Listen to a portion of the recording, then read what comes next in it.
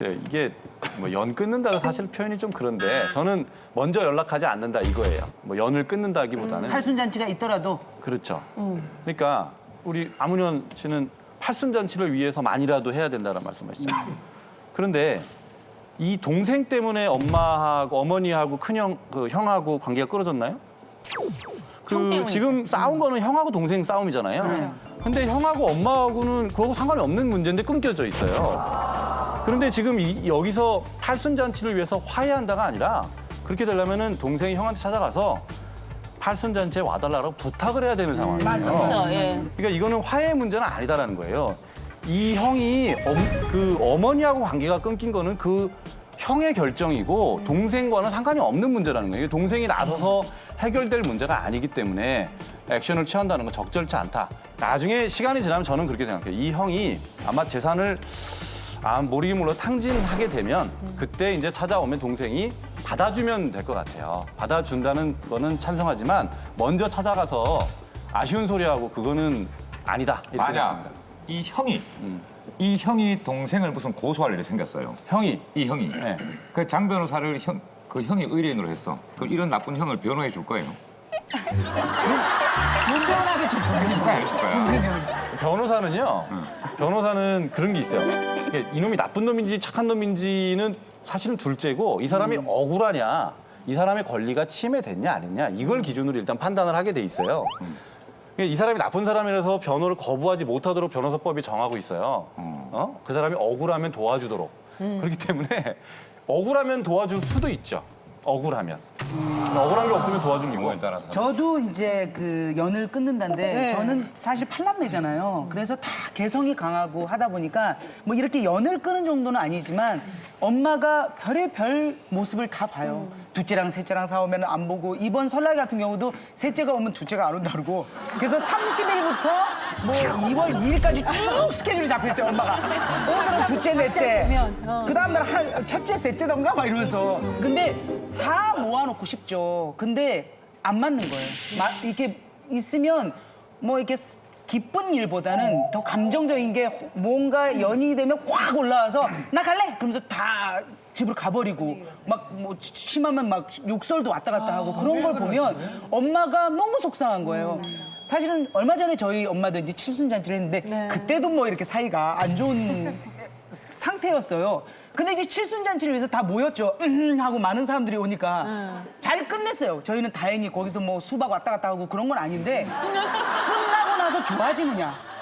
아니에요. 그 사람들이 연락하지를 않아요. 그리고 특히나 그 모습을 보면서 가운데서 엄마는 노심초사하는 거야. 쟤네가 갑자기 뭐 이렇게 숟가락을 들고 이러면 어떡하지? 막 이런 마음이 드셔서 사실 팔순잔치, 칠순잔치를 잘 끝냈다고 해서 그 앙금이나 그 깊이가 이게 뭐 얕아지거나 뭐 쉽게 풀어지는 게 아니기 때문에 순리대로 가야 된다고 생각해요. 잔치가 문제가 아니지. 그러니까. 평상시 우리는 팔남매인데요. 나도 생각하면 노사연이 엄마 큰딸이라 맨날 옷 입던 거 줄여서 입히고 애만 보라고 그러고 나도 맨날 울었어요 어렸을 때. 그래도 언니에 대한 무슨 뭐 적대감이나 이런 거 하나도 없었어요. 그러니까 그러면 좋은데. 형제는 내가 만약에 경란 씨하고 형제면 4살이 경란 씨 살이나 마찬가지야. 우리 형제들은 그래. 그렇게 살아야 되는데 난 선생님 말씀 중에 너무 죄송한데 선생님하고 방송 여러 번 하면서 그 옷 줄여 입힌 거 그거 많이 말씀하셨거든요. 이 여태까지 형의 행태로 봐서 지금 화해 제스처를 취한다고 그래서 그 형이 화해를 하고자 하려는지 인간인데 왜 모르겠어? 자기가 잘못한 거 알고 있어요. 그래서 더 힘들지도 몰라요. 그런데 제가 가슴 아픈 제 동생하고의 기억이 있는데 저는 여동생이었어요. 근데 그 여동생이 유학을 갔기 때문에 저희 엄마가 제 여동생을 만나러 갔다가 미국이라는 나라가 좋아서 이유 없이 좋다고 그러면서 거기 가서 사시겠다고 그래갖고 엄마 그러면 엄마가 사업하는 것도 아니고 60년 여기서 사셨으니 그럼 엄마 편하대로 사시다가 오실 때면 오세요. 뭐 엄마가 돈이 많아 뭐가 있어 그냥 가서 사세요. 내가 용돈 보내드리면 되잖아. 우리 엄마가 사업하는 엄마가 아니잖아요. 정리할 게 없으니까. 그래서 가서 사셨는데 사시면서 아주 기본적으로 옛날부터 제 여동생하고는 안 맞았어요. 엄마랑. 그러니까 어쩌다가 가끔 만나면 아주 이제 화가 나고 속상하게 만드는 거예요, 우리 엄마를. 그러니까 우리 엄마가 나한테 전화 오지. 안 맞는구나. 그러면 막 동생 욕을 해. 그러면 내가 막 내 동생 욕을 하면서 그놈 기집애 다시 만나지 말고 난 내 동생으로 취급도 안 하겠다 그러고 막 이런 식으로 하죠. 그럼 내가 그 얘기가 나오면은 우리 엄마가 얘 그러지 마라. 그렇게 당신이 욕을 막 해놓고 나서도 얘 그러지 마라. 걔가 혼자 저기 유학 가 있다 보니까 외로워서 그런 걸 깨야로 결국은 이렇게 싸거든요. 마음은 그렇죠. 그러던 동생이 재작년에 세상을 떠났어요. 여동생인데. 근데 그 동생이 세상을 떠날 즈음에 이제 결혼도 했고 그랬는데 저희 엄마한테 와서 거기서 좀 살겠다고. 그래서 거기 와서 살면서 어머니 아파트에서 살면서 2달 동안에 있다가 세상을 떠났어요. 근데 그 죽기 전까지도 굉장히 못되게 했어. 그러면 아니, 조영기 씨랑 그 여동생하고 사이는 나쁘지는 않았어요? 나빴죠. 내가 미워했죠. 하나 내 동생이 거의 죽음을 앞두고 중환자실에 가서 그 동생 너무 미웠는데 동생을 딱 보는 순간에는 목소리지. 내가 미안하더라고. 너무 내가 얘를 이렇게 쓰러져 있는데 너무 미안해. 내가 욕했던 것도 미안하고 다 용서해. 오빠 미안하다. 걔가 그렇게 못되게 했었는데도 그 혈육이잖아. 그래서 손에다 뽀뽀하고 나를 알아보는지 못 알아보는지 모르겠는데 걔 손에다가 계속 뽀뽀했어. 사랑해, 미안해, 사랑해, 미안해. 그 얘기 이외에는 아무것도 할 게 없더라고. 그래서 그 형제나 이런 거는 이래서 천륜인가 보다. 응? 돌아오는 길에도 계속 울면서 오고 나도 한 6개월 동안 잠을 못 잔 거예요. 내가 조금 더 따뜻하게 해줄 걸. 다 내 잘못으로 돌려지더라고. 그렇기 때문에 어떤 이런 기회가 왔을 때 이거는 안 보면 그만이 아니라 이 동생한테도 한이야. 이거는 그런 형을 잃어버린 악질 형이지만 이 형을 잃어버리는 동생도 한이라고. 그래서 화해의 기회가 왔을 때 화해를 하라고 얘기하고 싶어요. 잃어보면은 내 혈육을 잃어보면은 그 아픔은 그 무엇하고도 바꿀 수 없을 만큼 큰 아픔이 와요. 사실 제 밑에 이제 여동생이 있는데요. 제가 방송 데뷔해서 정말 이제 갓 돈 얼마씩 벌 때 제 여동생이 그러더라고요. 자기 중국 유학 가고 싶은데 돈이 없다고. 언니가 중국 유학 보내달라고. 근데 저는 한 10초 고민하다가 그래라라고 했던 것 같아요. 그리고는 한 3, 4년을 이제 북경에 유학을 보냈죠. 그리고 이제 제가 계속 돈을 보냈는데 그 친구가 나중에 커서 중국어를 잘하게 되고 저한테 이제 중국어를 가르쳤죠. 그래서 중국어 HSK 5급을 따게 됐어요. 그러다 보니까 그 친구가 잘 가르치는 그런 노하우를 가지고 책을 내게 됐어요. 그 책을 내면서 이 친구랑 저랑 약간 틀어진 거예요. 그러니까 더 메인으로 만든 게 본인인데 언니 이름이 너무 먼저 나오고 이런 아주 사소한 걸로 진짜 감정적인 게 오고 가고 그래서 다시는 보지 말자라고 해서 한 3, 4개월을 연락을 안 하고 저도 조영기 씨가 느낀 것처럼 너무 밉고 내가 뭘 위해서 이렇게 중국어를 공부했나 이런 갈등도 하고 고민도 했죠. 이 얘기는 사실 처음 하는 건데 근데 그렇게 이제 5째, 6째가 연락을 안 하니까 가운데서 엄마가 너무 속상해 하시는 거예요. 그래서 엄마가 어느 날은 전화해서 내가 뭘 바라겠냐.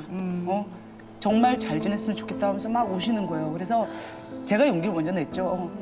내 이래서 너무너무 미웠고 사실은 그랬다.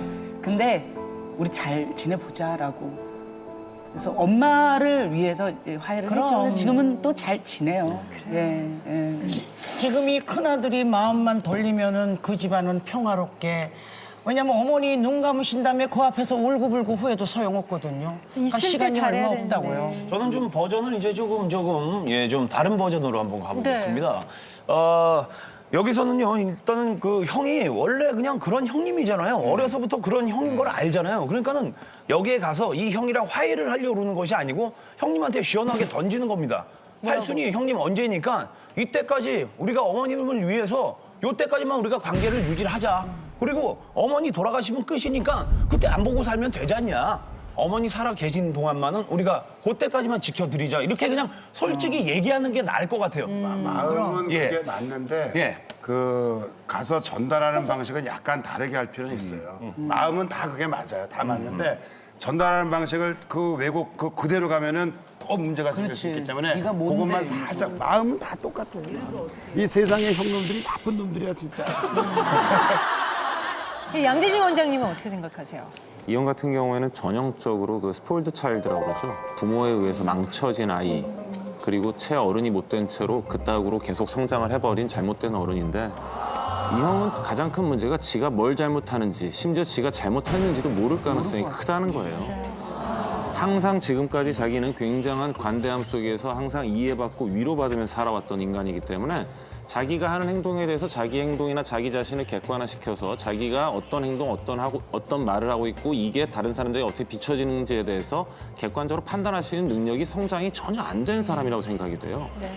이런 사람한테 이 동생이 지금까지도 그렇게 당했는데 또 뭔가를 더 희생하고 더 당하면서 해줘야 될까에 대한, 그리고 그렇게 한다고 해서 과연 이 형이란 사람이 어머니 팔순이니 내가 잠깐이라도 어머니 팔순에 참석을 해서 엄마를 기쁘게 하고 어머니 돌아가시기 전에 한이 안 되게 해야지라는 생각을 할 정도로 성숙이 안 됐을 가능성이 크기 때문에 그래봤자 소용이 없을 거다라는 게 제 생각이에요. 그래도 어찌됐든 되든 안 되든 가서 얘기는 해보는 게 나은 거 아닌가요?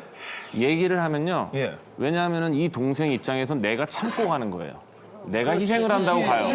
근데 얘기했지만 이 형은 동생은 사과를 하러 왔다고 생각을 할 가능성이 크다는 얘기예요. 5년 전에 술 먹고 와서 형한테 깽판 친 놈이 드디어 속 차려서 형한테 사과하러 오는 줄 알고 있었는데 와가지고 동생이 형 우리 이러지만 그래도 엄마 팔순이니 좀 참석하고 엄마 돌아가시기 전까지는 그래도 좀 이렇게 해보자. 그리고 엄마한테 연락도 좀 드려라라고 하면은 이 새끼는 사과하러 온 줄 알았더니 어디서 충고질이야라고 오히려 화를 낼 거라고요. 이 형은 절대로 동생이 자기 어머니를 위해서 자기에게 접고 들어와서 뭔가 집안의 화목과 어머니를 위한 이런 희생에 대해서 전혀 바라볼지 모를 가능성이 커요. 만약에 양재진이랑 나랑 5년 전에 이렇게 이런 상황으로 이렇게 딱 헤어지고 안 봤는데 이런 식으로 와서 조근조근 얘기하면 몽고반 좀 한번 5년 전에 이 형하고 그랬으면은 아마 경찰을 대동하고 찾아갈 거예요. 그래서 정말 지금 첫째와 둘째가 서로 간의 일인데 서로 간의 기억이 정말 판이하게 다를 수도 있다라는 생각도 들어요. 화해를 해야 한다, 아니다, 안 보고 사는 게 낫다, 여러 가지 의견들을 지금 들어보고 있는데 사실 오늘 사례자에게는요. 그냥 화해해 아니면 보지 마 이거보다 조금 더 실질적으로 조금 더 그 문제 안으로 들어가는 해결책이 필요하지 않을까 싶어요. 그렇다면 형과 화해를 하기 위해서는 어떤 방법이 있을까요?